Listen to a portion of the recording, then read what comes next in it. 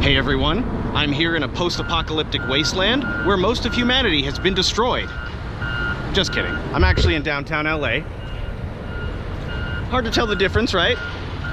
I'm actually here for the Jake and Dinos Chapman art exhibition called To Live and Think Like Pigs. And I am extremely excited.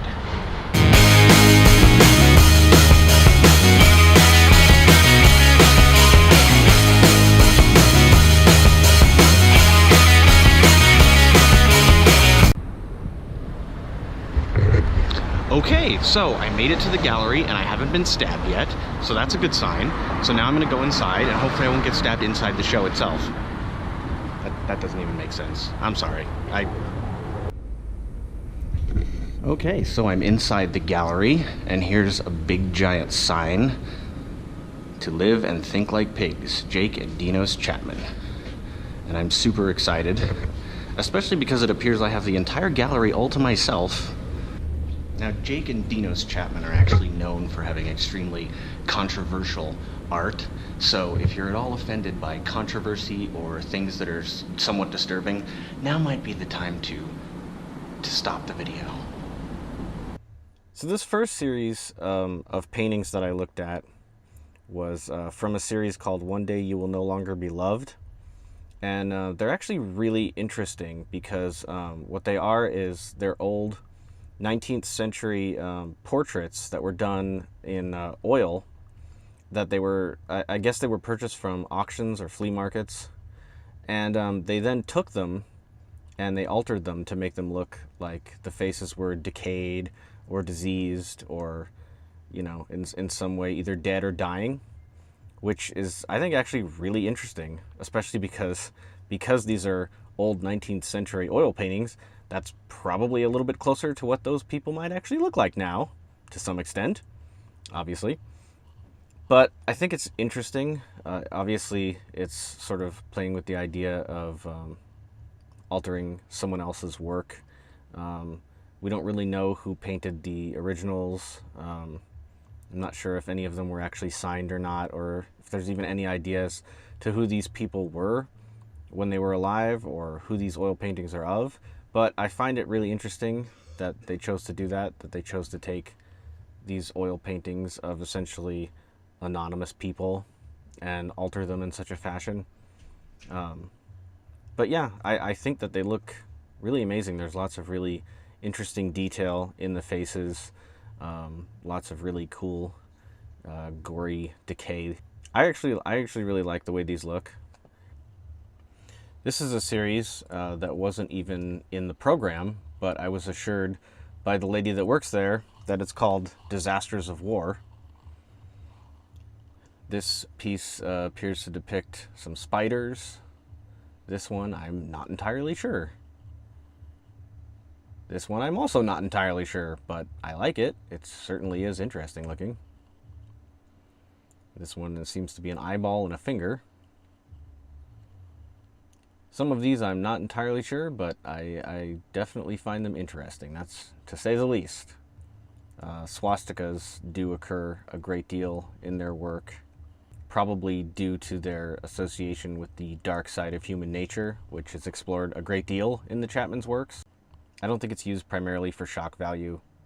I think it really is to express an element of the darker side of human nature and humanity's propensity for violence. I could be wrong. There's a finger swastika. Very interesting. Very graphic and gory. I like graphic and gory. That's testicle mite, of course. Possibly the interior of someone's lungs. So, I'm really liking this exhibit. There's lots of incredible stuff to look at. I especially like the Hellscapes, which are those massive glass displays with the tiny figurines in them depicting horrifying things and including Ronald McDonald and his friends. I think those are probably my favorite. I've always wanted to see them up close, and now I finally can. The largest diorama that they have in there, with lots of tiny figures, sometimes called Hellscapes, which the Chapman brothers are known for. The larger one in the gallery is called When the World Ends, There Will Be No More Air, Free Willy. And it depicts a McDonald's with tons and tons and tons of corpses inside of it that piled all the way up to the top of the sign. And it also has a boat going down a river that is Ronald McDonald's Happy Meal friends on it. And they appear to be pulled by a series of sharks that are eating a guy. And they appear to be dragging a killer whale behind them. And if you look on the hill facing the McDonald's, Ronald himself is crucified by a bunch of skeletons, one of whom is offering him a delicious hamburger, which looks yummy. The other large diorama in the room, encased in plexiglass, is called the same as the title of the show itself, To Live and Think Like Pigs. And it depicts some sort of, it almost looks like a mushroom cloud, but I can tell that it's not supposed to be a mushroom cloud. But it's basically just this large, interesting series of shapes, and if the closer you look, you see that it's made up of tiny bodies. And the strings all around it, the strings that are going all around it are made of human heads. And there's also an orb that's made of human heads.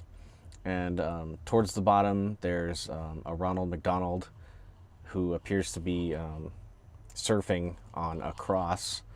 And there's also a crucified Ronald McDonald. And the Hamburglar doesn't look very happy about that. Maybe it's because he's surrounded by Trump supporters. That could be what's, concerning him. Off to the side, there's a little extra room in the gallery, and it's called the Kino Club, and it's a film installation. It had these two KKK guys standing next to it. When I first went in there and looked around, there was no film playing, but then the lady that works there actually went and turned on the film, so I got to see the whole thing, and it's really interesting. Apparently the film is called F***ing Hell. It seems to depict quite a few interesting things.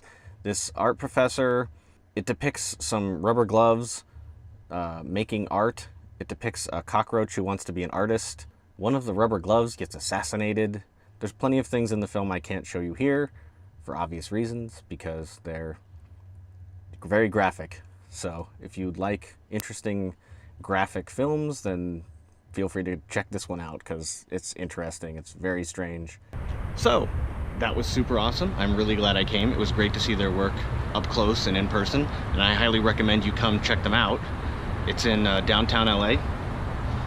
I got this cool creepy smiley face patch for $13. It's kind of one of their trademarks, is this creepy smiley face guy. Looking at all that art made me hungry, so I figured what better place than McDonald's.